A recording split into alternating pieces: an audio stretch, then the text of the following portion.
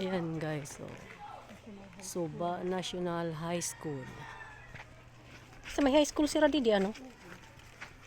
Hindi ka na pupunta doon. Punta ka lang siguro doon mga ayaw ko, may senior high yan sila dito. Kung may senior high, pupunta na lang doon, college na. Medyo tipid na sa gastusan. Malayo rin kasi punta doon sa ano eh. Hello po.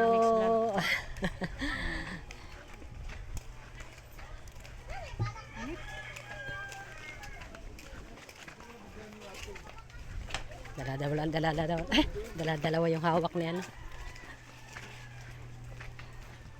Ayan po sila guys. Kasama natin si Kanaynay, si Idna Condor. Ayan po si Amba, Joy the Great, tsaka si Yansky. Yung nagbuhat sa 25 kilos. No?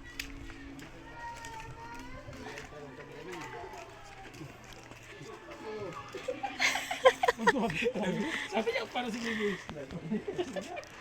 Unahan doon sa ano, halaman. Doon.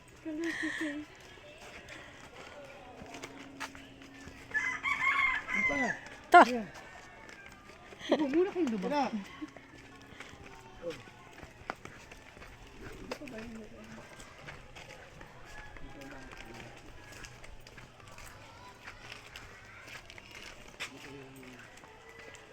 Tapos wala pala dyan sa gin. Hindi baka hindi siya sinabi na parang naglulupad kasi yan. Kasi sinabihan.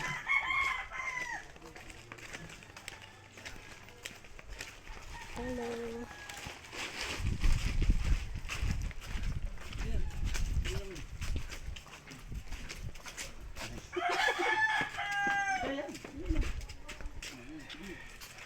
Okay na dyan. Siya ka na. Good na. Sili dyan na. Dito kaya sila. Okay. Oh, may hollow block sa loob. Oh, Okay, sana. Patron.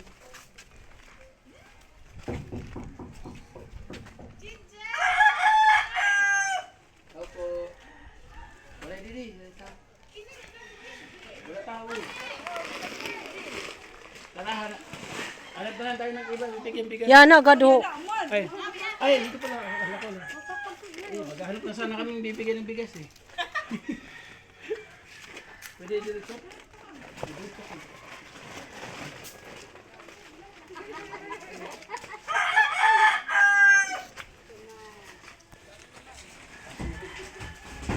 Wow, may hollow block siya oh. Paggawa na siya ng bahay oh. Sana all. Jennifer, okay,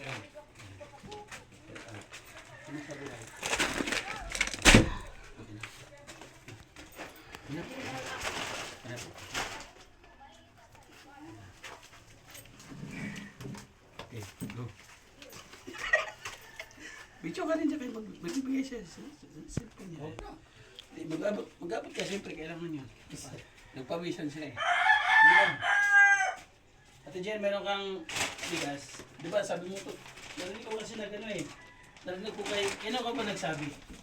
Kay Lee o kay... Sa'yo? Di oh. Ate Nabin? Sabi niya, totoo ba yung 35 kilos na bigas? Yung sinasabi ni Kuya Joe?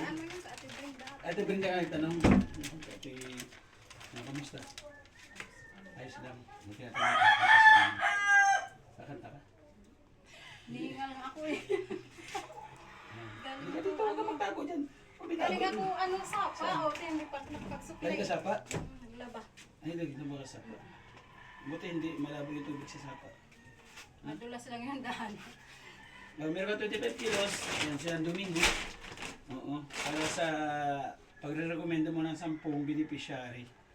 Diba? So, ibig sabihin, Bigas. Wala na kami sinasaing. hindi lang bigas. Yan.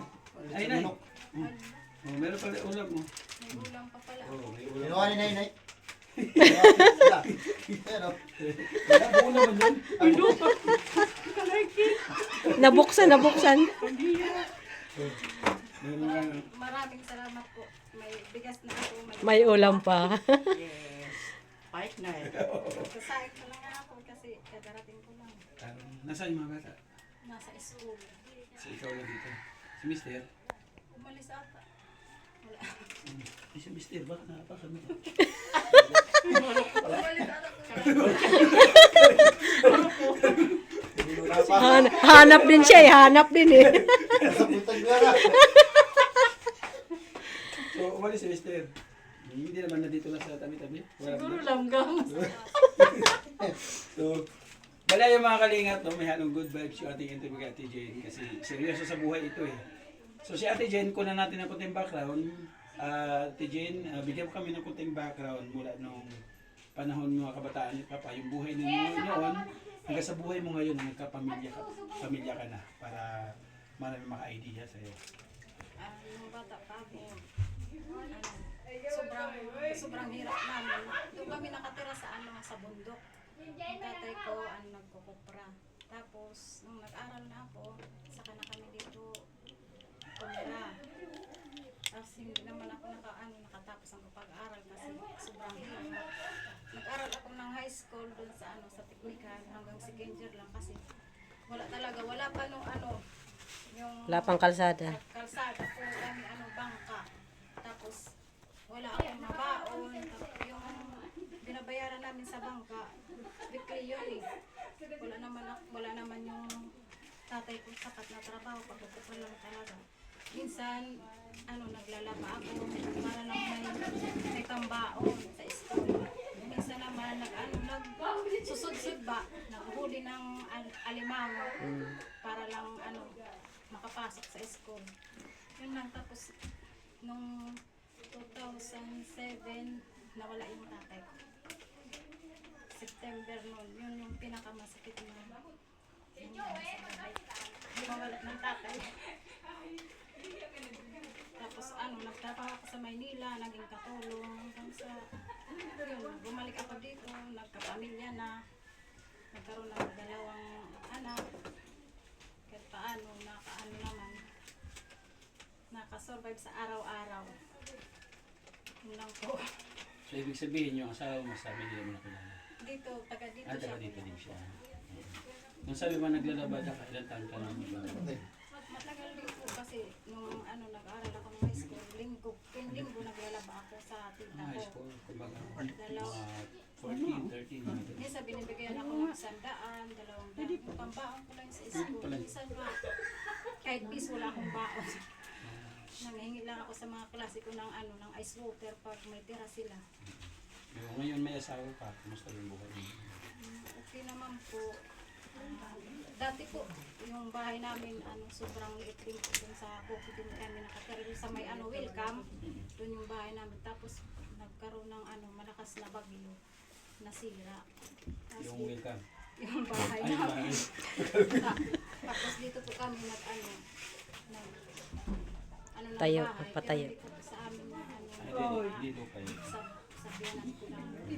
Nakagawa kami nito dahil sa pagkukupra ng asawa ko. Ipon-ipon din. Minsan nangungutang para lang makagawa ng bahay.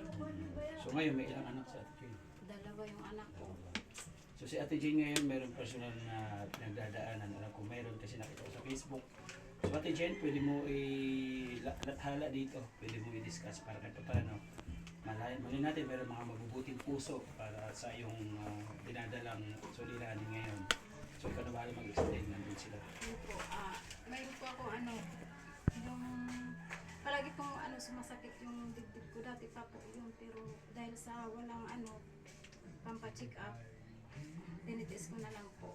Tapos nagkaroon po ng medical mission nitong week lang po. Nandun po ako, nagpa-check up, tapos ini-CG ako kasi libre naman po lahat. Sabi daw yung ugat ko nagbabara. Kaya pala laging minsan hingal ako sa paghinga, hirap, ganun. Sabi May nila barado daw, ugat sa yung ugat ko papunta sa puso. Medyo